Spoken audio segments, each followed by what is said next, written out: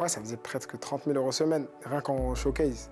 Juste avec le groupe? Ouais, avec le groupe. Non, c'était bien. Juste pour toi? Ouais. Par exemple, je sais il est où son collège ou quoi, et j'y vais. Mais c'est des problèmes de fou, je reste à la prison. Ils vont dire, lui, c'est un fou, c'est pas son père, parce que je l'ai pas déclaré aux yeux de l'État, tu comprends? T'as fait combien de passages en prison? 4. 4 fois? Ouais.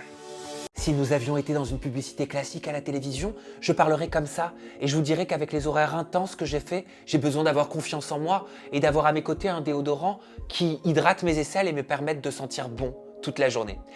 Là, on est dans une vraie publicité. Alors déjà, je peux parler normalement et je peux surtout vous parler de la marque Wild dont je vous ai déjà parlé une fois. Vous avez kiffé que je vous en parle, vous avez kiffé cette découverte. Pourquoi? Parce que Wild, ce sont des déodorants qui sont naturels, dans des étuis qui sont réutilisables, avec des recharges qui sont compostables et c'est surtout personnalisable. Regardez, il y a écrit mon nom, il y a marqué Sam. Toi aussi, tu peux avoir ton propre nom sur ton déodorant réutilisable avec Wild. Au niveau de l'utilisation, hyper facile, hyper pratique. 2 clips sur les côtés.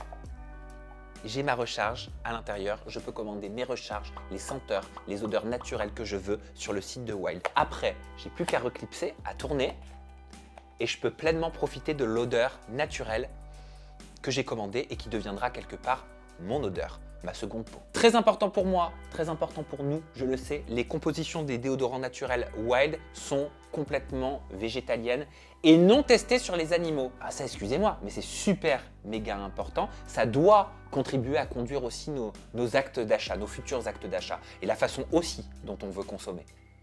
Les déodorants Wild contiennent du beurre de karité pour laisser la peau toute douce, en plus de sentir très bon. L'efficacité dure des heures et des heures et des heures sans se dire « Oula, il y a un truc qui va pas là, faut que je fasse attention ». Non, vous allez être sûr de vous avec Wild. La nouveauté en édition limitée et en exclusivité, c'est la senteur Ocean Mist.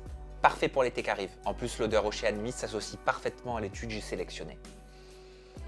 On est sur une senteur fraîche, propre, seconde peau, avec des fleurs aquatiques, des fleurs blanches aussi comme le jasmin et le lys. En fait, ça procure tout de suite une sensation de paix, de bien-être, de sérénité. Wild, et c'est important de le dire hein, quand on fait un acte d'achat, c'est quand même une note de 4,7 étoiles sur Trustpilot sur plus de 17 000 avis. Je ne sais pas si vous réalisez, c'est énorme quand même. Sur tout le site Wild, vous avez moins 20% avec le mot de passe Samzirah, S-A-M-Z-I-R-A-H, moins 20% sur tout le site de Wild. Les étuis, les recharges, faites-vous plaisir, il y a des coffrets. Le coffret, il arrive comme ça à la maison, avec tout à l'intérieur, et vous êtes tranquille pendant des semaines, pendant des mois. J'espère sincèrement que vous êtes autant emballé que moi par la marque Wild, par les valeurs aussi, surtout que la marque Wild revendique. Et puis je vous laisse maintenant avec votre vidéo. N'oubliez pas de liker.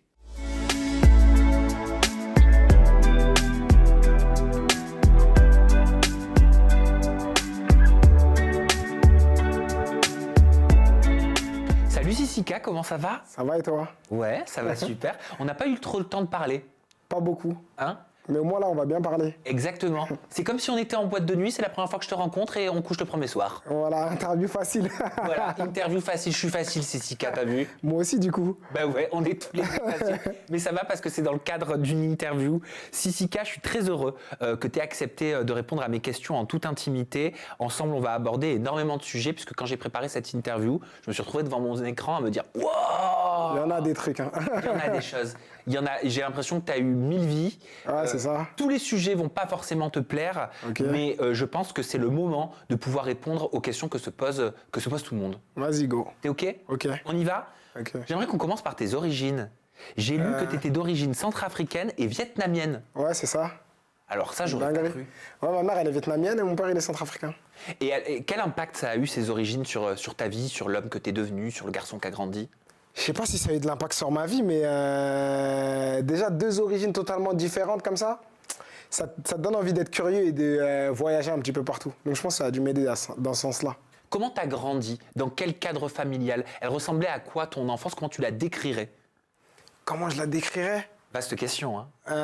Ouais. Bah après, ma mère, moi, elle s'est bien occupée de moi, mais j'ai grandi seul avec ma mère. Donc ça veut dire, mon père, il s'est pas occupé de nous. Mais ça va, on a géré. Mais vu que je suis le seul mec de la maison, ça veut dire que c'est beaucoup de responsabilités quand même. Ça veut dire que c'était toi qui avais le rôle un petit peu du papa? Ouais, c'était moi. Mais après, c'est une responsabilité que j'assume. Hein. À quel âge tu as eu cette responsabilité? Tôt quand même, je crois. je sais pas, tu t'en rends compte tôt que tu es le seul homme. Peut-être à 14 ans, moi j'ai dit à ma mère, ouais, bon là, écoute, ça devient chaud, je vais gérer un peu. C'était pesant parfois pour toi? Ouais, des fois c'est dur quand tu vois la réalité, mais après c'est comme ça, c'est les épreuves de la vie. Hein. Et puis tu as évolué avec beaucoup de filles. Ouais, que des filles. Que des filles. Elles étaient combien? Elles étaient, j'ai 2 grandes sœurs et une petite sœur, elles étaient 3. Plus c'est à ma mère, c'est-à-dire on est 4 à la maison, c'est moi le seul bonhomme. Ton papa, il s'est absenté à partir de quand? Franchement, j'étais tout petit. Je pourrais même pas te dire. J'étais tout petit, je devais avoir 1 an, 2 ans. Moi, je suis né en Afrique, je suis arrivé en France à 1 an. C'est-à-dire, on était tous ensemble, mais il y a plein d'enfants, plein de frères, c'est trop compliqué. Il y a des demi-frères, on est au moins 18, tu vois. Donc, on habitait tous ensemble dans les logements sociaux, là. Et T'as grandi en région parisienne? Voilà, en région parisienne. Après, ça s'est mal passé avec ma mère. Je sais qu'il a été violent au moment de la rupture. Donc après, nous, on a commencé, c'était compliqué à trouver des logements, essayer de trouver des logements. On a dormi chez le voisin qui était le parrain de ma sœur, etc. Et après, on a eu un logement. Je me rappelle, je revenais de colonie. Ma mère, elle m'a dit, c'est bon, on a enfin un appartement et tout. Et voilà. T'as cherché à rentrer en contact avec ton père en grandissant? Je crois que j'ai essayé de rentrer en contact. La conversation, elle est archi drôle. Genre, je lui envoie un message en 2019. En 2009, sur Facebook, il me répond en 2019. C'est n'importe quoi. À 10 ans après? Ouais, 10 ans après. Mais il répond genre normal, ouais, ça va et toi? T'avais quel âge quand tu lui as écrit? Je sais plus, 2009, je sais plus, franchement, je sais plus. Tu lui disais quoi? Je lui ai dit, ouais, ça va, c'est comment, je suis là. Pourquoi t'as ressenti le besoin de lui écrire? Je pense à un moment donné, tu as besoin de savoir, essayer de comprendre. Même si en soi, moi, je m'en fous, personnellement, je m'en fous, mais j'ai besoin, par curiosité, j'ai besoin de savoir c'est pourquoi, tu vois. Et je peux te demander ce qu'il t'a répondu 10 ans plus tard? Je te jure que la conversation, elle n'a aucun sens. Je crois que j'ai même plus l'application, mais en gros, je lui ai dit, ouais, ça va, t'es là. Il m'a dit, 10 ans plus tard, ah oui, mon fils, je suis là. Un truc comme ça. Bref. Et après, je lui ai dit, ouais, mais pourquoi tu réponds 10 ans après, etc. Et la conversation, elle s'est arrêtée. T'as pas eu les réponses à tes questions? Ouais, non. T'as encore des questions en suspens? Moi, j'ai une question, hein, c'est t'étais où et pourquoi t'es parti ou pourquoi t'as pas assumé? T'as toujours pas répondu à cette question? Non. Non. Ta mère, elle a pu t'éclairer? Non, après, j'ai pas demandé à ma mère. Par respect? Par respect, après, je pense que c'est un sujet sensible. J'ai pas envie de lui demander ça. Et surtout, il faut lui montrer que je m'en fous. C'est moi qui ai pris la responsabilité. Donc, je peux pas après reculer en arrière et dire, mais attends, pourquoi il est parti quand même? C'est moi l'homme maintenant, donc j'ai pas besoin de demander pourquoi, ni comment. C'est à 8 ans que t'as commencé la musique? Non, j'ai commencé à 14 ans dans un groupe, ça s'appelait Kid to Kid. Ça passait sur les émissions, tu sais, les émissions pour les enfants à l'époque, Canal J, Télétoon et tout. J'aimerais te montrer une photo. Vas-y. On va peut-être la voir apparaître à l'écran et j'aimerais que tu me dises ce que tu vois sur cette photo. Vas-y, go. Waouh. Punaise, 12 ans en arrière. Ça, c'était ma vraie équipe, ça. Logo BGT. Incroyable. Mais là, je crois que je devais avoir 18 ans. T'étais tout jeune, t'as commencé dans le groupe Logo BGT. D'ailleurs, t'étais le leader du groupe, t'avais 17 ans si je ne me trompe pas. Mais carrément, c'est moi qui ai eu l'idée de créer le groupe. Et comment ça s'est fait? Est-ce que tu rêvais déjà de ça quand t'étais gamin? Franchement, c'est une histoire de fou. Vraiment, si je te raconte l'histoire du début, comment ça s'est passé quand j'ai commencé la musique, vraiment, c'est genre dans mon quartier. Chanter comme ça pour délirer. Un producteur, il arrive vraiment. En moto, il dit, il n'y a pas un rappeur dans le quartier et tout? Ils disent, ouais, Sissika, il chante et tout. Je m'appelais déjà Sissika à l'époque. Non, même pas, c'était mon vrai prénom, Fabien. Maintenant, ils disent, ouais et tout. Donc moi, j'y vais, je fais le casting. Il a kiffé. Donc on commence dans ce groupe avec les jeunes. Après, on sort un album, ça se termine. Et il me dit, ouais, qu'est-ce que tu veux sortir après? Je lui dis, franchement, là, à la mode en ce moment, c'est Logobi, tu vois. Il y avait là, tout le monde dansait, tout le monde était dans les gares, tout le monde chantait ça. Mais il n'y avait pas de musique réelle, tu vois. C'était juste des instrumentaux où tout le monde dansait, faisait des pas de danse et tout. Et j'ai dit, ça va cartonner, c'est la mode du moment, c'est l'engouement du moment. Du coup, on a créé un groupe. Moi, je devais juste être le manager du groupe, entre guillemets. C'est-à-dire que je devais ramener le chanteur, les danseurs. Je ramène tous mes potes, je les appelle, et venez, c'est une occasion à saisir. Là, il y a vraiment un truc à faire. Je ramène le chanteur, etc. Tout le monde vient au studio, sauf le chanteur. On dit, faut qu'on reporte et tout, il va falloir qu'on refasse ça et tout. Et le producteur, il me regarde, il me dit, mais tu veux pas, tu vas dans la cabine, tu essayes un truc, tu dis tout et n'importe quoi. Et je dis, vas-y, je vais essayer. Hein. Et je vais dans la cabine et tout, je dis vraiment tout ce qui me passe par la tête. Pour que je dise danse de la peur et tout, danse de la moto, c'est vraiment que j'ai dit tout ce que j'entendais dans les vidéos, j'ai dit tout ce qui me passait par la tête. Le lendemain, il a fait un montage, etc. Il me dit, écoute, on va garder comme ça. Je pense que c'est le destin, s'il n'est pas venu, le chanteur, ça doit être toi. Donc vas-y, viens, on sort le truc comme ça, on clip semaine pro. On clip, on envoie le teaser. Au teaser, c'est vraiment ça que c'était un truc de ouf. Au teaser, on était connus.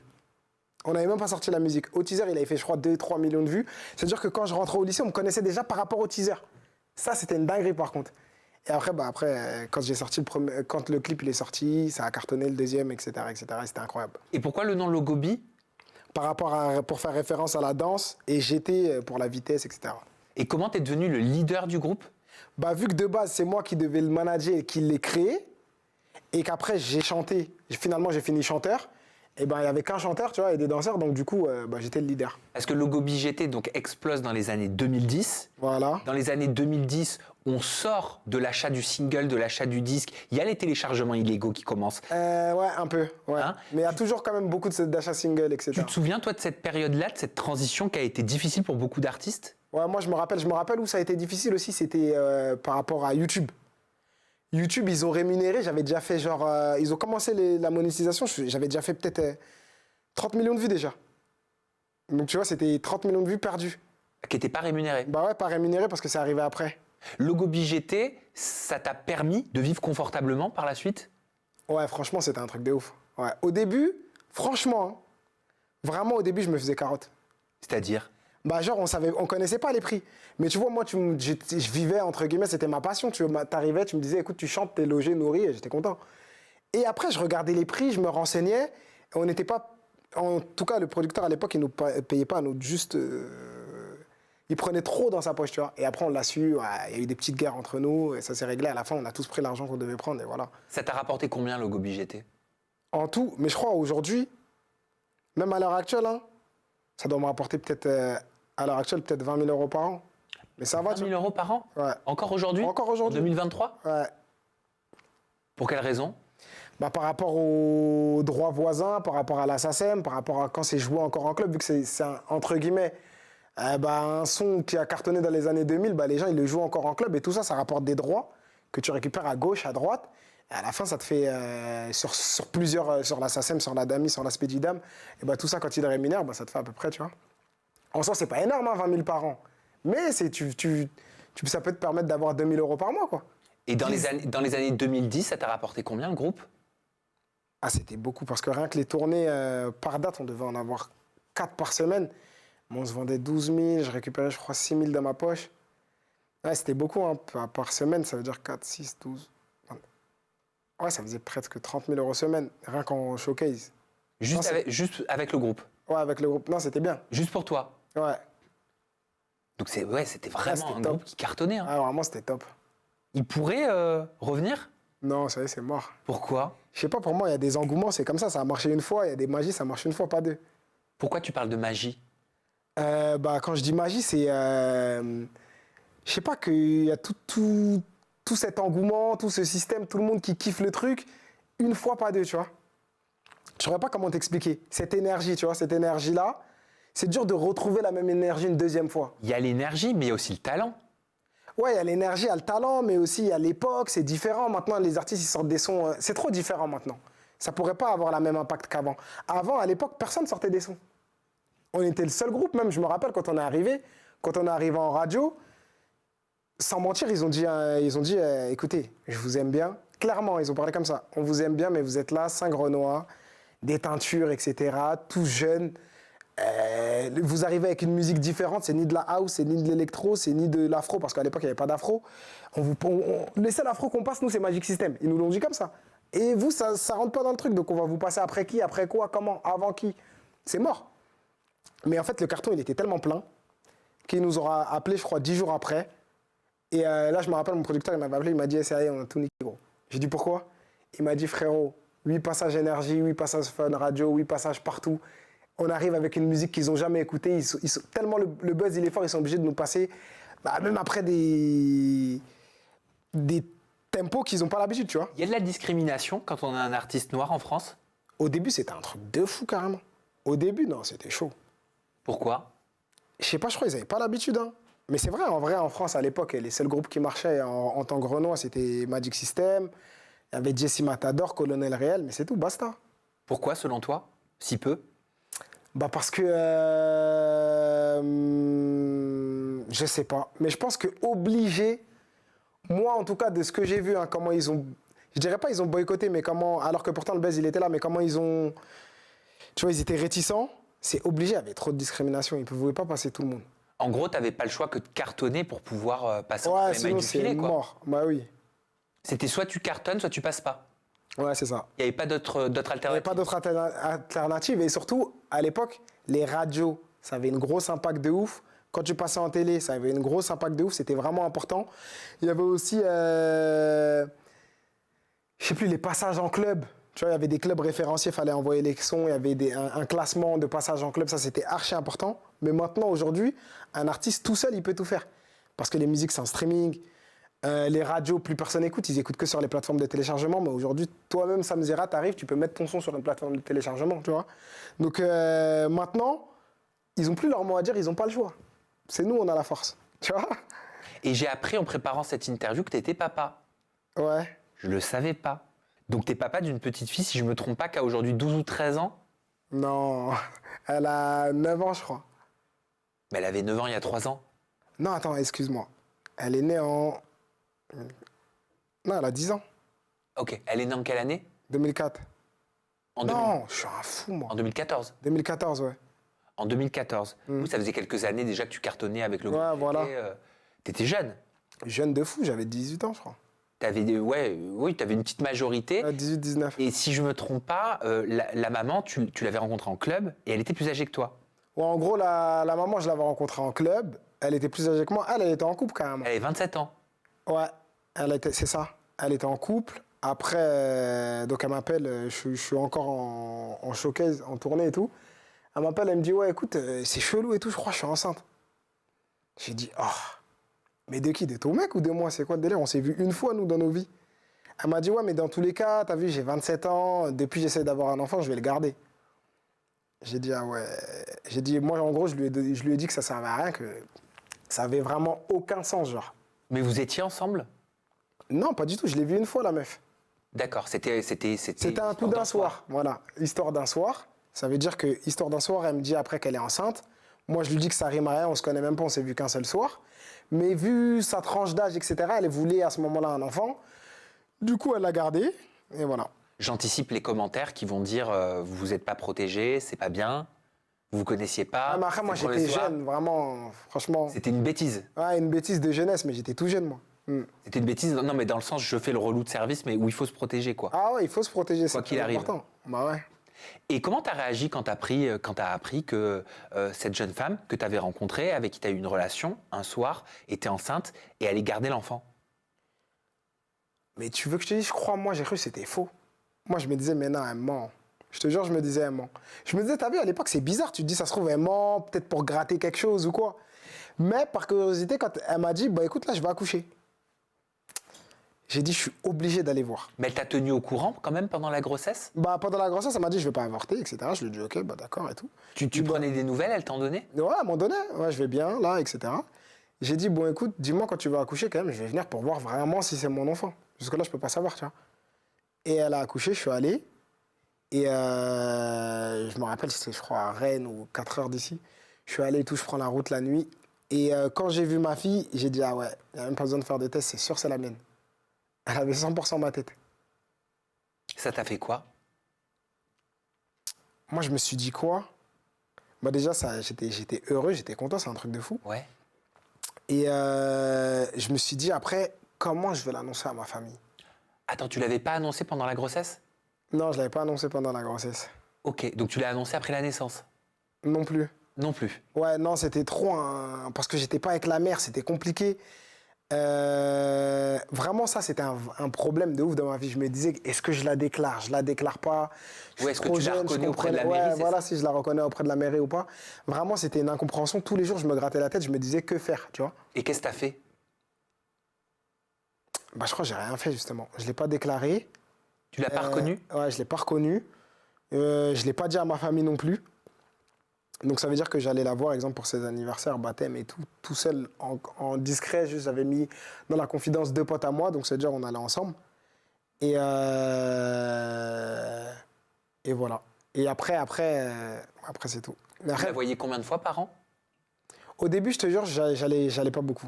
Vraiment, moi, j'étais déjà un petit peu dans l'incompréhension parce que d'un côté, tu es super content parce que tu as mis au monde une fille magnifique et tout. Mais d'un côté, tu te dis, mais je suis pas prêt. C'est un truc qui se prépare, c'est pas un truc qu'on impose, entre guillemets, tu vois. Bon, c'est fait, t'assumes tes erreurs. Mais au début, c'était compliqué. Elle te demandait d'être présent, la mère de l'enfant? Non, mais ça, elle me l'avait dit depuis le début. Elle m'avait dit, écoute, moi, dans tous les cas, et c'est pour ça que quand on a eu le débat et que je lui ai dit, mais on n'est pas ensemble, je suis trop jeune, on a beaucoup d'années d'écart, on se connaît pas, je pense que la meilleure des solutions, c'est d'avorter. Et elle m'avait dit, non, mais moi, dans tous les cas, je vais le garder, ça sera ma fille, et parce que j'ai envie d'un enfant. Et t'as accepté? Ouais, j'ai accepté. Bah, de toute façon, t'as pas le choix, tu peux pas imposer d'avorter. Bien sûr, mais ça peut être l'objet d'une discussion. Bah, on a eu la discussion, mais elle m'a imposé qu'elle voulait le garder, du coup, bah, je peux qu'accepter. Et est-ce qu'elle t'a demandé de participer à l'éducation de l'enfant? Est-ce qu'elle t'a demandé de participer financièrement? Non. Est-ce que tu donnes une pension? Non, elle a rien demandé du tout. Elle a rien demandé du tout, et donc ça veut dire en gros, ma famille elle l'a su, mais c'est même pas sorti de ma bouche, c'est un truc de ouf. Genre, je sais plus, pour une histoire de jeunesse, j'avais un jugement, ma famille elle est venue me voir, j'avais écrit une lettre à mon avocat pour qu'il la lise au juge, et dedans j'avais écrit ouais mais madame la juge j'ai ma fille et tout, et ça veut dire que quand je vois qu'il y a toute ma famille, je fais des signes à l'avocat, ne dis rien, tu vois, ne parle pas de ça. L'avocat, il me voit pas. Il dit, en plus de ça, j'ai ma fille et tout. Tout le monde dans la salle, je regarde, fait, oh, ma fille, mais il a un enfant. Et c'est comme ça que ma famille, Comment elle a réagi, ta mère? Bah, genre, après, le soir même, on s'est vus et tout, avec la famille. Ils m'ont dit, mais c'était vrai ce que tu as écrit dans la lettre et tout. Et après, là, je leur ai avoué, je leur ai dit, ouais, voilà, je vous dis la vérité, j'ai un enfant et tout. Ça s'est passé dans telle condition. Comment elle a réagi, Noémie? Mais tout le monde était choqué. Ils ont cru que c'était une blague, carrément. Elle a déjà vu sa nièce, Noémie? Est-ce que ta mère, elle a déjà vu sa petite fille? Eh ben, tu sais qu'en vrai physique, ils l'ont jamais vu. C'est-à-dire qu'ils l'ont vu qu'en photo. Ils sont rentrés en contact avec la mère, etc. Ils l'ont vu qu'en photo. Et moi, quand j'allais la voir régulièrement, tu vois, et quand j'ai décidé de la déclarer, etc., la mère, elle s'est braquée. Et boum, elle a disparu. Ok, donc tu as voulu avoir un rôle à jouer dans la vie de ton enfant, c'est ça, à un moment donné? Bah, en gros, j'ai voulu avoir un rôle à jouer. Je venais tout le temps. Et je venais tellement tout le temps que je lui ai dit, bon, là, c'est le moment que je puisse la ramener à ma famille, que ma famille, elle la voit. Et que voilà, on commence à avoir un truc carré et stable. Je la déclare. Et on commence à faire des gardes alternés ou quoi, parce que dans tous les cas, on va pas être en couple. Mais, tu vois, pour l'enfant, on peut faire un truc bien. Et là, du coup, elle m'a dit, ok, pas de problème. Elle m'a déposé à la gare. Plus de nouvelles. Ma sœur, elle appelle, on l'appelle sur Facebook, partout, plus de nouvelles. Je me rends chez elle, elle habite plus là, les voisins me disent elle a déménagé. Mais tu sais que je la connaissais tellement pas que genre des informations, j'avais pas assez d'informations sur la mère. Genre je connaissais que son nom de famille, où elle travaillait vite fait. Et du coup, ça veut dire que je prends un détective. Il la retrouve je sais pas combien de temps après, mais il me dit, elle a refait sa vie, etc. Moi, en parallèle, quand je prends le détective, je fais la vidéo d'alerte, tu vois. Parce que vraiment, j'avais aucune solution. Je fais la vidéo d'alerte que tu as vue justement sur la chaîne JLC. Je commence à avoir quelques infos, etc. Et tout le monde me dit qu'elle a refait sa vie, elle est mariée, elle est fiancée, elle a eu 2 autres enfants, etc. Et même à ce moment-là, le détective, il me dit le mieux, au lieu d'arriver, tu vois, on ne sait jamais, tu ne peux pas arriver en surprise comme ça, hello, salut, c'est moi, ça se trouve, elle a refait sa vie, tu vois, ça se trouve, ma fille, elle ne sait même plus que j'existe. Donc c'est compliqué, tu vois, il faut prendre des pincettes. Et donc le mieux à faire, il m'a dit, c'est que tu envoies une lettre, recommandée plusieurs lettres, et que tu demandes, voilà, si tu peux te permettre de te présenter, de savoir pourquoi elle a plus donné de nouvelles, etc., etc. Du coup, j'ai envoyé peut-être 10-12 lettres. Et un jour, je reçois un appel, là, il n'y a pas longtemps. Oui, allô, vous êtes convoqué, monsieur, etc. Je dis, ah ouais, et tout, pour quel motif? Et je vais à la gendarmerie, elle a porté plainte pour harcèlement, tout ça. Non. Ouais, donc c'est-à-dire que je peux plus la contacter. Et vu que j'ai pas déclaré ma fille, bah, je peux rien faire. Oui, tu as perdu tous tes droits. Ouais. Mais de façon définitive ou tu pourrais, pense à 18 tu pourrais ans. faire une procédure? À 18 ans, ouais. Quand elle aura 18 ans. Mais pour Je l'instant... peux te demander si t'en souffres de cette Ouais, situation? c'est chaud. Mais bon, après, c'est la vie. Hein. T'as de la peine? Bah ouais, c'est douloureux. Tu penses à ton enfant? Tous les jours, mais tu peux rien faire. Elle s'appelle comment? Siana. Siana? Elle est en âge de comprendre. On a dit elle a 10 ans. Est-ce que tu penses qu'elle lui a parlé de toi? Est-ce qu'elle sait qui est son père? En fait, elle est en âge de comprendre, mais je sais pas si elle lui a parlé. Tu vois le délire? C'est-à-dire que je sais pas si elle en a parlé, je sais pas non plus si... Et je peux pas non plus y aller comme... c'est trop compliqué. Je te jure, c'est trop compliqué. C'est un casse-tête dans ma tête quand j'y pense. Et je peux pas aller comme ça parce que, tu sais que, exemple, si j'y vais, par exemple, je sais il est où son collège ou quoi, et j'y vais, mais c'est des problèmes de fou, je reste à la prison. Ils vont dire, lui, c'est un fou, c'est pas son père, parce que je l'ai pas déclaré aux yeux de l'État, tu comprends? Rien que j'ai envoyé des lettres recommandées pour faire les choses bien, j'ai été convoqué. Oui, parce que je t'ai entendu dire, un jour je décide d'être présent, ce que tu nous expliquais, je vais à son baptême, je vais à des anniversaires, mais je me retrouve dans une période compliquée de ma vie, je vais en prison, je sors, je retourne en prison, je ressors. Ouais. Combien de fois, Sissika, t'es allé en prison? Combien de fois t'es ressorti? Et pour quel motif? Franchement, je te dis la vérité pour des motifs bêtes. Dans la vie, je me dis, tout le monde peut aller en prison. Même toi, aujourd'hui, je sais pas si tu conduis. J'ai pas le permis. Ouais, bon voilà, tant mieux. Mais en vrai, ça peut arriver à tout le monde. Donc vraiment, c'est pour des motifs de la vie. Tu vois, pas vraiment des délits. C'est pour des trucs de la vie, des menaces. Quelqu'un, il m'avait manqué de respect, bah, j'ai été un petit peu trop menaçant. Je sais pas, des trucs comme ça, des conduites. Une fois, c'est déjà arrivé, conduite en état d'ivresse. Des trucs tout bêtes. Vraiment rébellion, des trucs simples. Oui, des trucs bêtes, mais qui peuvent avoir des conséquences. Voilà, des parce trucs que bêtes la qui peuvent avoir voiture, des ça peut conséquences. être dangereux. Très dangereux. Et, T'as pris tes erreurs? ouais, grave. Et après, surtout à l'époque, c'était des erreurs bêtes, mais tu sais, quand tu grandis, c'est quand tu grandis et que tu veux faire vite les choses et surtout que tu as beaucoup de responsabilités, bah, des fois, tu fais des erreurs, tu vas prendre des risques, tu vas faire des bêtises et après, bon, t'apprends, t'assumes et c'est voilà. Pourquoi t'as fait toutes ces bêtises? T'as fait combien de passages en prison? 4. 4 fois? Ouais. Sur 4 jugements différents? Ou Ouais. parce qu'il y a eu récidive? Non, 4 jugements différents. C'était quoi les 4? Donc, conduite en état d'ivresse? Il y a eu... attends. Tu vois, tu te grattes. Non, t'es il y a eu... gêné. Il y a eu en vrai de vrai, le premier, c'était... il me reprochait un train de vie trop élevé par rapport à ce que je déclarais. Ok, Donc c'était non-justification de ressources. d'accord. Tu vois? Donc il m'avait demandé de justifier, je sais plus, je crois que c'était beaucoup à l'époque, et moi j'ai pu justifier peut-être le quart, quelque chose comme ça. Du coup, et après il y a eu, et après quand je suis allé en prison, ils m'ont ramené des sursis de quand j'étais mineur, genre tu sais, tu conduis sans permis, des trucs tout bêtes. Et après donc il y a eu ça. Après il y a eu, je m'étais pris la tête avec quelqu'un, j'étais un petit peu menaçant avec la personne, donc elle avait porté plainte. Ça, j'étais allé en prison pour ça aussi. Attends, Ça- on va en prison parce qu'on menace quelqu'un? Ouais. Il faut y aller alors, hein. Après, j'étais allé en bas de chez lui et tout, j'avais menacé quand même beaucoup. Mais pourtant, il n'y avait eu aucun acte de violence. Mais en fait, à partir du moment où je pense, t'as un casier, ça y est, tu glisses tout le temps. Et la 4e? Ça veut dire que la première, c'était ça. Deuxième, la troisième, c'était conduite. En plus, je sortais d'un showcase. Et la 4e, c'était, ils m'ont reproché du blanchiment. Ce qui est faux, bien entendu. Blanchiment d'argent? Ouais. Parce que moi, j'ai le souvenir, en travaillant cette interview, de Marc Blatta, Ouais. en 2021, qui avait révélé que tu aurais été arrêté par la police en atterrissant en France de Dubaï, lié à une affaire de stupéfiants. Non, rien à voir. Ça, c'était en 2021. En fait, c'est une affaire de 2017 par rapport à une enquête où il y avait plein de gens dans l'enquête, etc. Et du coup, il suffit que tu connaisses une personne de près ou de loin, il te mêle dans l'affaire. Ça va très vite, la justice. Donc, que tu connaisses une personne de près ou de loin, que tu aies à voir ou que tu aies dit un message qui, eux, ne comprennent pas, eh ben, tu as à voir, ils t'impliquent dans l'affaire. Après, c'est des gros titres, mais au fur et à mesure, quand l'enquête, elle avance, ils voient que, bon, tu n'as rien à voir, bon, ceci, cela, bon, finalement, c'est pas blanchiment, ça se trouve, c'est pas ça, ou finalement, c'est pas trafic de stupéfiants, ceci, cela. Et après, une fois qu'il y a le jugement, eh ben, la plupart du temps, tu vois, t'es relaxé et basta. Mais les incarcérations, elles étaient longues? Non, pas trop. Hein. Moins d'un an à chaque fois.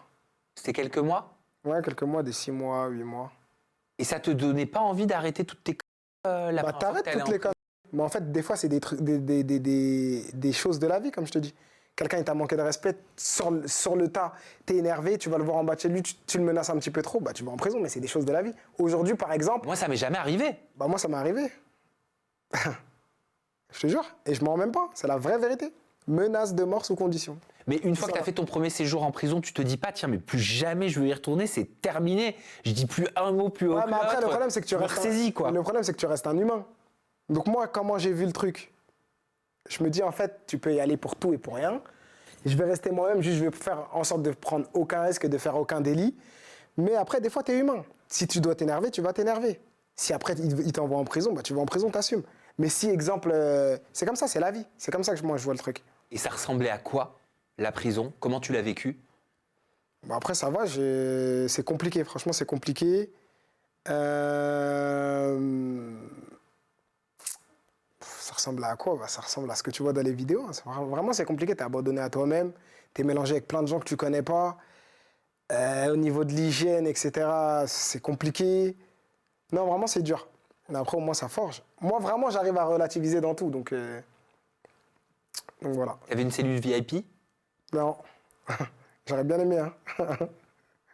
Donc, c'est-à-dire, tu es avec tout le monde. Et après, tout le monde a des tempéraments différents. Tout le monde a quelque chose à prouver. Donc, il y a des tensions.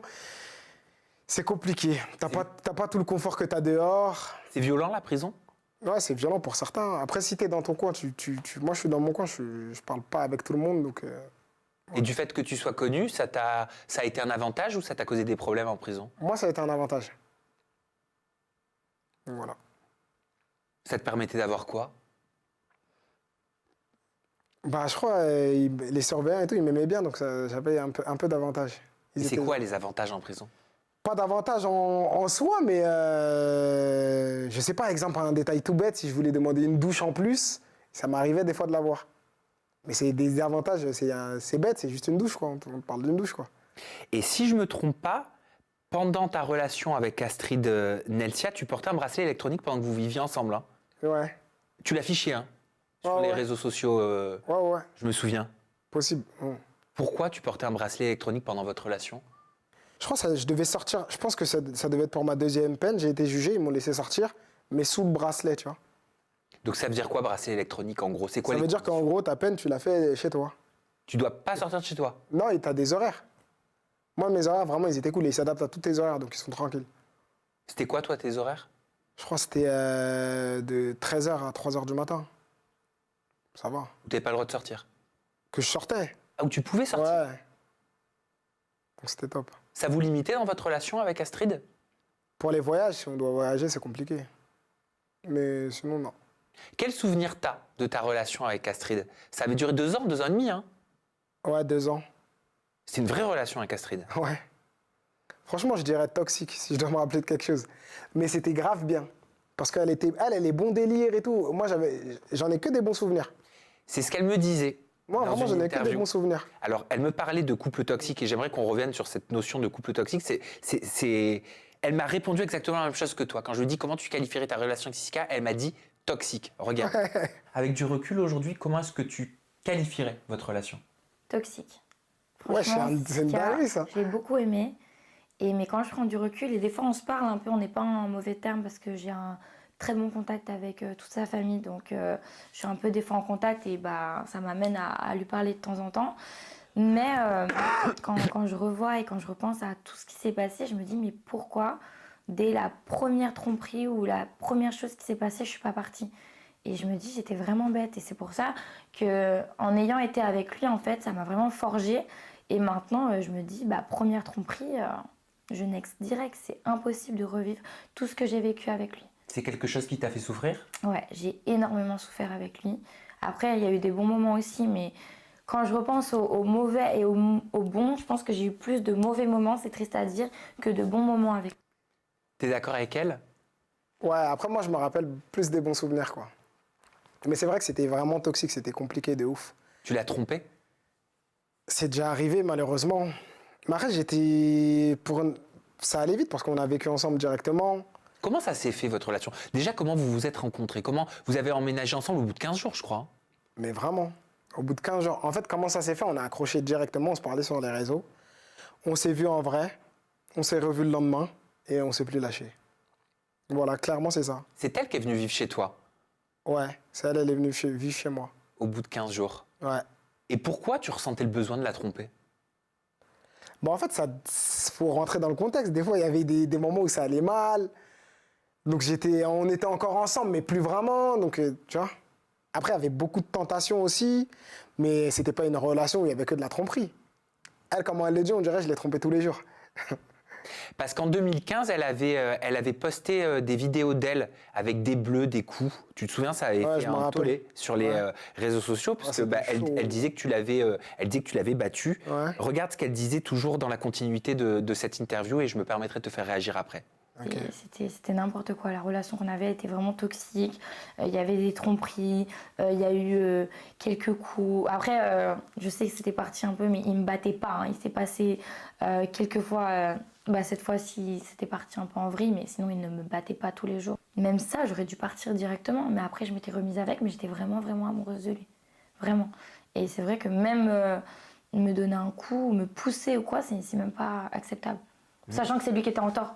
En fait, si par exemple, je suis là, je t'ai trompé, tu l'apprends, je rentre à la maison, je me prends une baffe, je peux comprendre. Je suis désolée, quelqu'un qui trompe, tu mérites une baffe, garçon ou fille. Je dis pas te taper, te tabasser, mais une baffe, oui. Mais là, sachant que c'était lui qui m'avait trompé et que je l'avais découvert et que c'est lui qui m'avait tapé dessus, je trouve pas ça normal. Oh, taper dessus, c'est des grands mots, ça.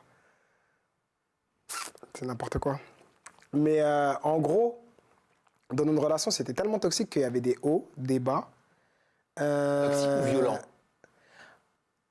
Mais en fait, quand c'est toxique, c'est violent. C'est-à-dire que tu passes de l'amour à la haine, comme ça. C'est que tu aimes tellement la personne que tu peux la haïr aussi. Tu comprends? C'est dangereux. Ah, c'est très dangereux. Et c'est tellement toxique que tu fais des trucs que même tu n'as jamais l'habitude de faire. Et donc, ça veut dire que même elle se reconnaissait plus dans son comportement, moi non plus. Et des fois, tu sais, on se posait, on se disait, putain, mais j'ai jamais été comme ça, moi, de base. Tu me rends fou, mais je t'aime tellement que je deviens fou, tu vois. Et donc, c'est-à-dire, on se retrouvait à faire tout et n'importe quoi. Et voilà. Mais quand elle parle de violence, par exemple, c'est pas elle rentrait, je la battais, c'est n'importe quoi, ça. Avec du De la vie, je peux me recul, permettre de faire ça. avec du recul, est-ce que tu reconnais des comportements inappropriés envers Astrid? Franchement, avec du recul, ouais.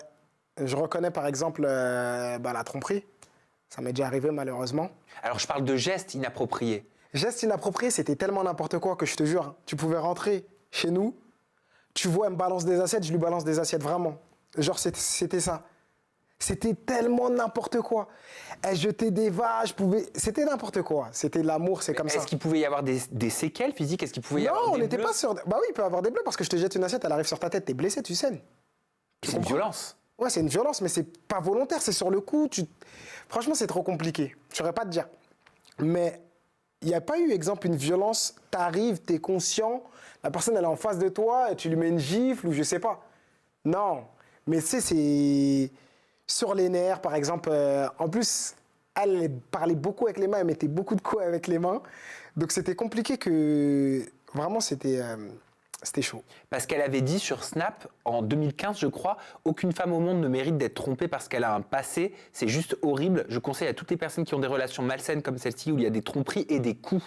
Elle le dit. Non. Ce n'est pas la première fois, c'est juste que je n'en parlais pas. Mais il n'y a eu aucun coup.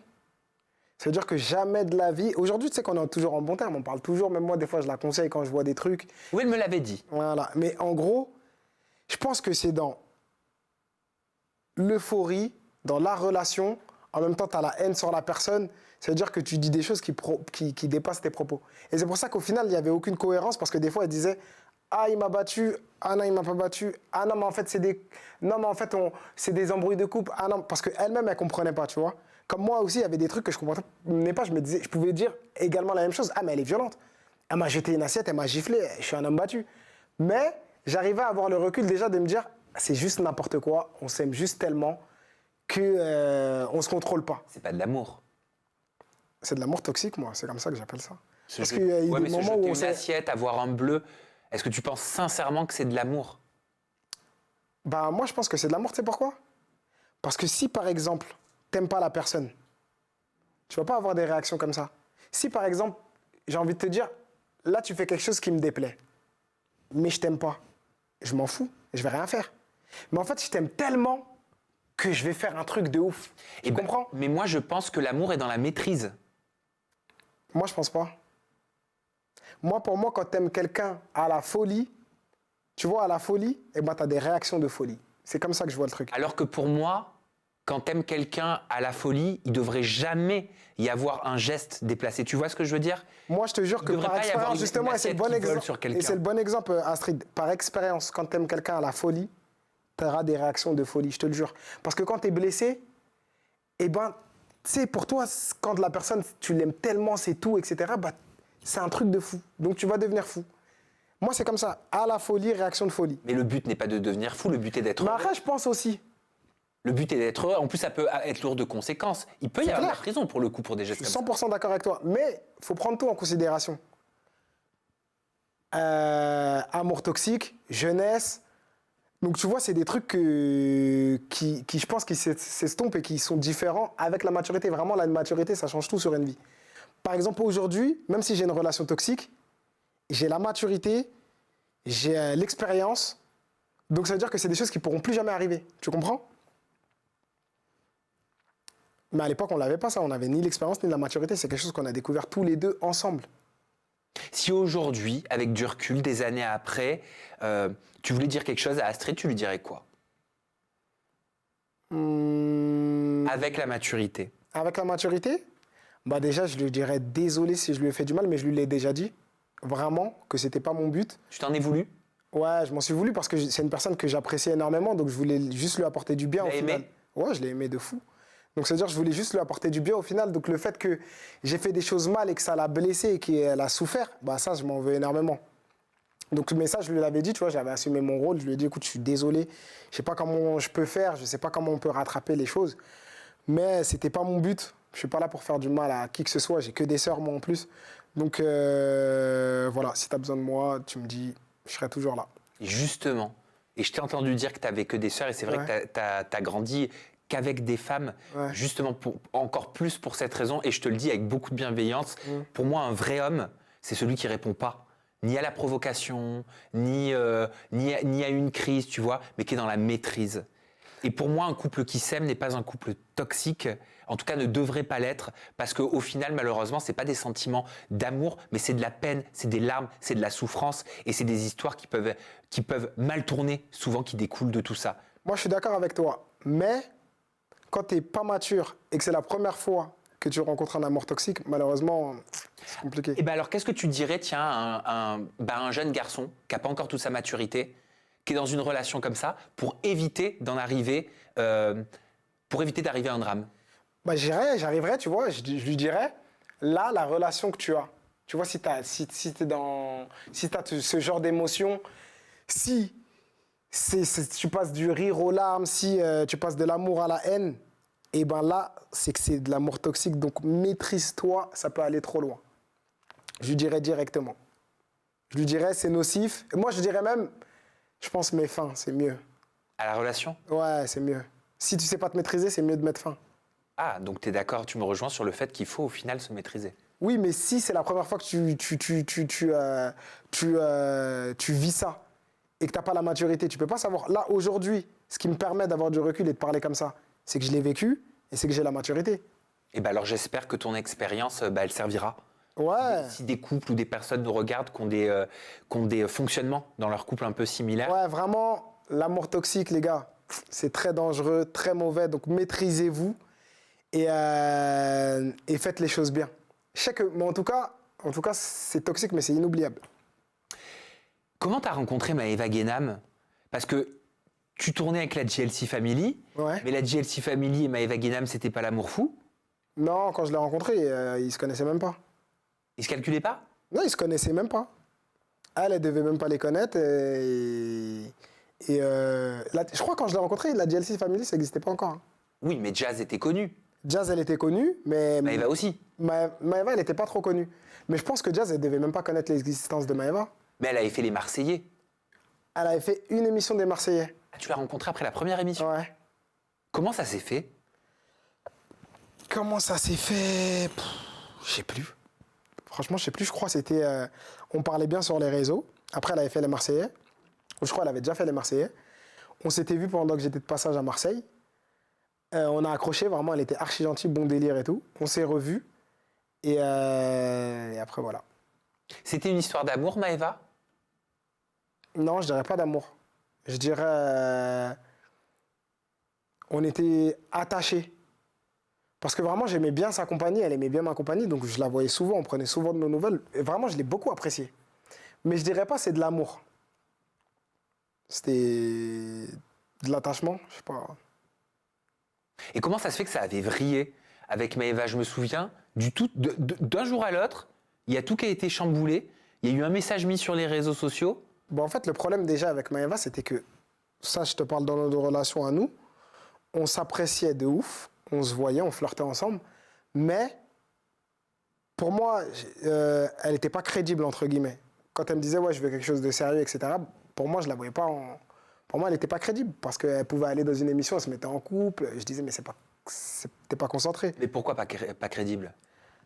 Ben, pour moi, c'était pas crédible. Tu dis, je veux être en couple avec toi, tu vas dans une émission, tu te mets en couple, bah, je te prends pas au sérieux, tu comprends? Ok, pendant combien de temps elle a duré votre relation? Pendant combien de temps vous êtes fréquentés? Ouais, je saurais pas dire, mais tellement longtemps. Genre. D'un an? Ouais, plus d'un an, mais en fait, c'est long, parce qu'après, elle était en couple, donc on se voyait plus, mais après, quand ça se finit, on se revoyait. C'est long, hein, vraiment, ça a dû durer au moins 5 ans. T'étais son PQR? Quoi? PCR, pardon? Plan cul. Plan régulier? Je crois pas régulier, parce que c'était tellement irrégulier, mais juste on s'appréciait, c'est tout. Mais c'était une histoire de sexe ou c'était une histoire d'affinité? Je te jure, affinité, parce qu'on se voyait sans rien faire aussi. Et pourquoi Et même, je m'entendais bien avec sa mère et tout, vraiment, on s'appréciait. On s'appréciait. Salia? Ouais. Et pourquoi tout a vrillé? Moi, j'ai en mémoire cette vidéo, regarde, où elle t'accusait de lui faire un chantage à la vidéo intime. Ouais. Et là, je vois quoi? Qui m'a filmé à mon insu, c'est-à-dire je lui ai jamais donné l'autorisation de me filmer comme ça. C'est pour moi, c'est grave, c'est pire qu'un viol. Je vous jure, je viens de tomber du 58e étage. Jamais de ma vie, j'aurais pensé ça de lui. Jamais. Je lui faisais confiance. Sissika, pourquoi? Mais réponds-moi. Pourquoi tu me filmes en traître à mon insu, Sissika, alors que je t'ai toujours respecté? Alors toi aussi, ça fait longtemps, même à toi, je t'en ai jamais parlé. Et ben, tu sais pourquoi? Pour des situations comme celle-là actuellement. Mais tu es vraiment un salaud. Ça veut dire que... Mais plus jamais de ma vie, je te parle, frère. Tu lui avais sérieusement fait un chantage à la vidéo intime? C'est n'importe quoi, c'est Par rapport à une histoire de jazz, de tromperie, etc. Et apparemment, pour Non, l'histoire, elle est super pour simple. qu'elle s'arrête, tu lui aurais dit ça. En gros, c'est ça. En gros, elle était en guerre avec Jazz à ce moment-là, quand on s'est revus. Donc, quand on s'est revus, Jazz, elle lui a envoyé un pic. Parce qu'elle avait fait une vidéo, mais on reconnaissait mes draps, tu vois. Alors que le pire, c'est que je lui ai dit, hey, Maëva, filme pas, on sait que c'est chez moi, là. Non, je m'en fous. Ok, elle a mis sur les réseaux. Du coup, plein de personnes, ils ont su qu'elle était chez moi. Dont Jazz, qui s'est permis de lui envoyer un pic. C'est normal, ils sont en guerre, elle fait ce qu'elle veut. Maëva, elle l'a mal pris, etc. Du coup, elle a mis Laurent dans la sauce parce que, soi-disant, il parlait avec une pote à elle, etc. Et moi, je lui dis, Maëva, écoute, si tu veux envoyer un pic à Jazz, envoie-lui un pic à Jazz, elle. Mais c'est pas tu mets mon pote dans la sauce, etc. Retire. Tu vois, moi, tes potes, les Marseillais, alors que je sais que vous aviez des groupes, ils cassaient du sucre sur moi, jamais de ma vie, je me suis permis de leur dire quoi que ce soit. Tu vois, c'est ton business, c'est tes amis, c'est tes trucs. Nous, tant qu'on s'entend bien ensemble, mélange pas tout. Tu comprends? Et elle m'a dit, c'est mort, mais elle, ça fait longtemps que je la connais. C'est-à-dire, je la connais trop bien. Elle, le seul moyen de la voir, je pouvais lui dire tout ce que je voulais au téléphone. Lui dire, hey, s'il te plaît, ne fais pas ça, ça me brise le cœur. Lui dire, hey, mais pourquoi tu fais ça? Ou lui dire toutes les menaces du monde, elle allait rien retirer. La seule manière et la seule raison pour qu'elle retire, c'est que je lui dise quoi? Ok, bah je t'affiche toi aussi sur les réseaux. Donc tu lui as fait croire que tu l'avais filmé. Exactement. Donc ça veut dire que c'était la seule raison. Je la connais comme ma poche. Pendant que vous auriez fait des ébats intimes. Exactement. Donc ça veut dire que je lui dis quoi? Je lui dis, écoute, mais en fait, elle, au final, elle a fait quoi? Elle a affiché mon pote sur les réseaux sociaux. Donc moi, je lui ai dit quoi? Écoute, t'affiches mon pote, bah vas-y, je vais t'afficher aussi. Mais comment tu vas m'afficher? Bah je vais t'envoyer et je vais t'afficher parce que j'ai des photos de toi. C'est ça que je lui ai dit. Et la preuve, je l'ai appelé peut-être 30 minutes avant. Je lui ai dit, s'il te plaît, fais pas ça, mélange pas tout, affiche pas mon pote, etc. On s'entend bien, t'es en train de tout niquer pour rien. Elle a rien retiré, je retire pas la vidéo, je m'en fous, raccroche à jaune. Je l'ai rappelé après. Je lui ai dit, ah, tu veux afficher mon pote, je vais t'afficher aussi. Parce que je savais que c'était la seule manière pour qu'elle retire. Mais t'avais des photos d'elle? Bah non, et elle l'a retiré directement après. Mais est-ce que c'est aussi grave de ne pas avoir de photos intimes ou de vidéos d'une personne, mais de le lui faire croire que de les avoir. Tu me suis? Ben, c'est grave de les avoir pour de vrai, si c'est faux. Si c'est juste si toi, ton but, c'est juste qu'elle retire la photo de ton ami. Et même si tu dois dire, je sais pas, tout et rien. Toi, ton but, c'est juste d'aider ton ami, tu comprends? Mais au final, le fait en lui-même, tu l'as pas filmé, la personne, donc tu t'en fous. C'est comme si tu veux faire peur à quelqu'un, par exemple.